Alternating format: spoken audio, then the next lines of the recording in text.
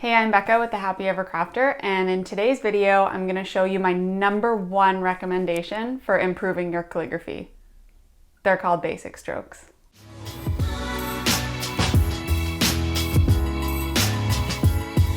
All right, I'm just going to come right out and say it. If you have been trying to learn calligraphy and you've never heard of the basic strokes, you are totally missing a really important step that's going to make such a huge difference in your work.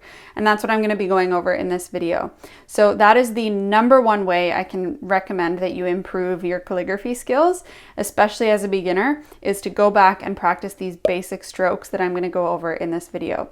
So first things first, I'm using a RHODIA grid pad. And RHODIA is just a really good, nice, high quality paper. It's really nice and smooth so it doesn't wreck your brush pens. And then I'm using the TOMBOW dual tip brush pens, and I have a purple one and a blue one so I can show you how the letters are made up in different strokes. So most people understand that in calligraphy you have light lines and hard lines, and an upstroke is going to be a light line and a downstroke is going to be a hard line.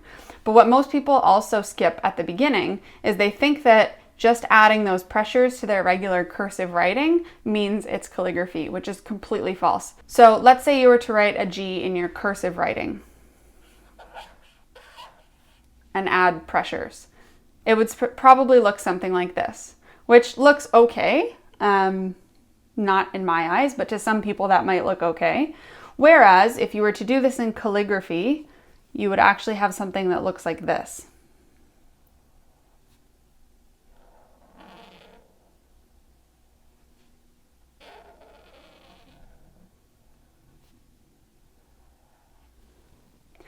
So it's a pretty significant difference, and you might have noticed that it looked like I did that in 4 pieces, which is because I did.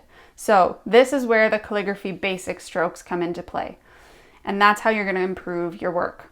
So you need to learn each of the calligraphy basic strokes, and then when you start putting them together, they turn into letters. So let's go through each of them.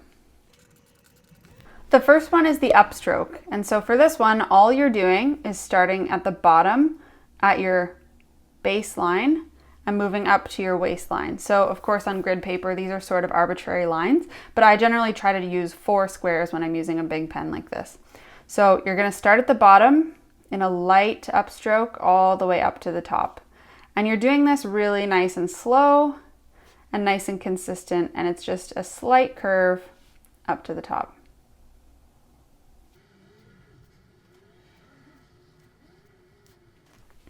So for those upstrokes, you should barely be putting any pressure on the pen. You're just putting enough that you're not shaky. So you want it to be slightly thicker than a super fine, like you can see here. I went a little bit too thin here and I got a little bit shaky and choppy versus these ones where I put a little more pressure and I found that sweet spot to still make it a thin line, but not shaky.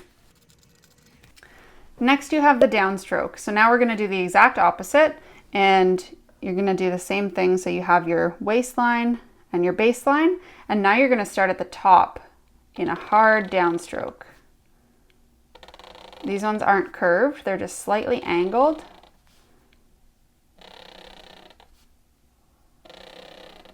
And one thing I like to tell people is to rotate your pen. Every couple of strokes you might notice that it starts to stay on one angle if you press on it too many times on that side, so just rotate your pen. So this gives you kind of an idea of the variation you can get between the thins and the thicks. Next is the overturn stroke. So for this one, you're going to start at the bottom in your light upstroke, should be just as light as you did at the top, and then transition into your thick downstroke. So it's sort of like an upside down U.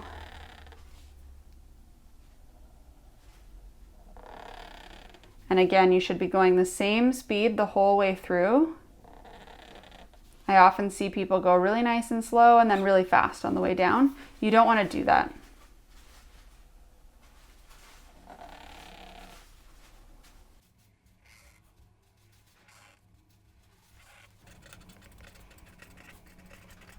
Next up is the underturn stroke, which is the exact opposite. So now you're going to start at the top in your heavy downstroke and then transition up light.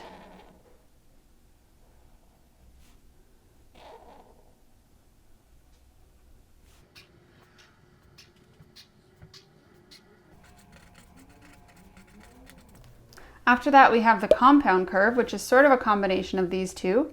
So now you're going to start at the bottom, light up, come down hard, and then light back up. Now what you want to keep in mind with this one is that these lines should all be parallel to each other. So if you go up on this angle, you kind of got to go back towards yourself on the same angle, and then away on the same angle again, as opposed to doing up on one angle, down on the other, and up again, because now these lines aren't parallel to each other. So that would be wrong. You want to make sure these lines all stay parallel on the same angle. So nice and slow up, slow down, and slow back up.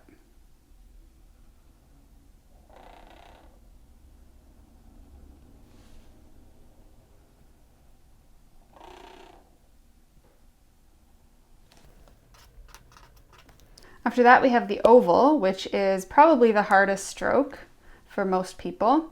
So with this one, you're actually going to start your oval off to the side a little bit. So here you're going to start in an upstroke, transition into your downstroke, and then come back up light.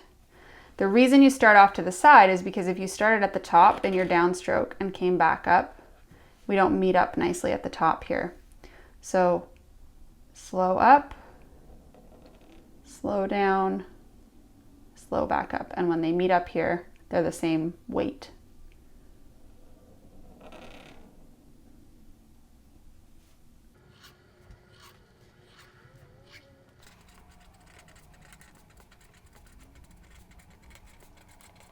And then lastly, we have the ascending and descending loops. So these ones are going to be double the height that we've been doing. So now where I had 4 squares, now I'm going to have 8. 1, 2, 3, 4, 5, 6, 7, 8.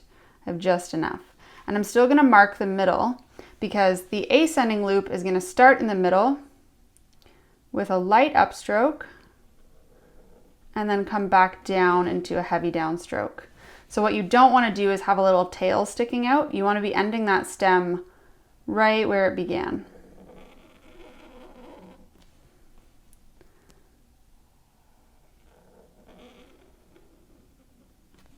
So these are the ascending or ascending, however you say it, loops.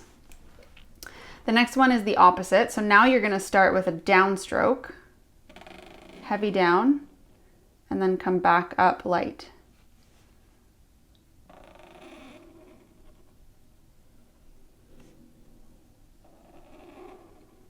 And again, same thing, you want to end right back at the stem. You don't want to give it a little tail.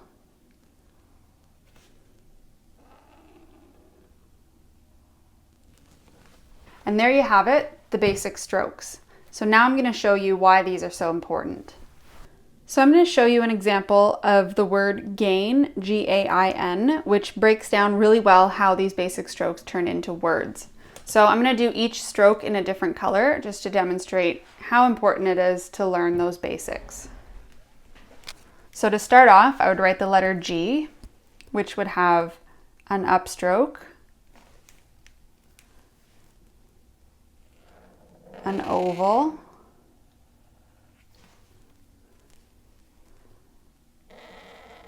a descending loop, another upstroke, another oval,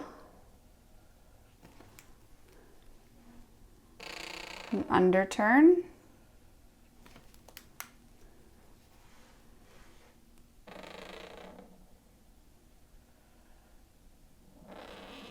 this is the opposite of the compound curve we did, and then a compound curve.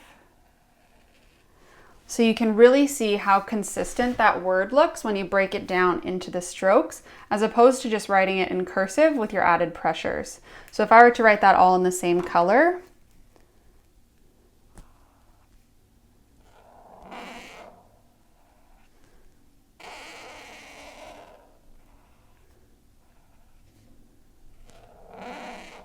You'll notice I lift my pen in between each and every stroke.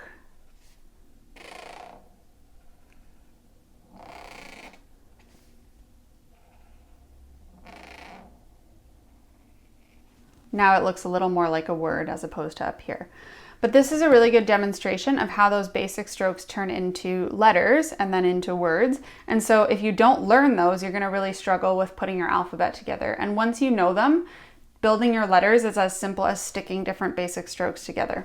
So I hope that was helpful, and I really hope that it helps improve your calligraphy. So if this video gave you that aha moment that I talk about, and if you want to keep going with your calligraphy, I have a free course where I walk you through all of these basic strokes. There's free workbooks, free videos, and everything to help you get started from the ground up. I'd love to see you in there. So you can check out everything at showmeyourdrills.com, and I'll see you later.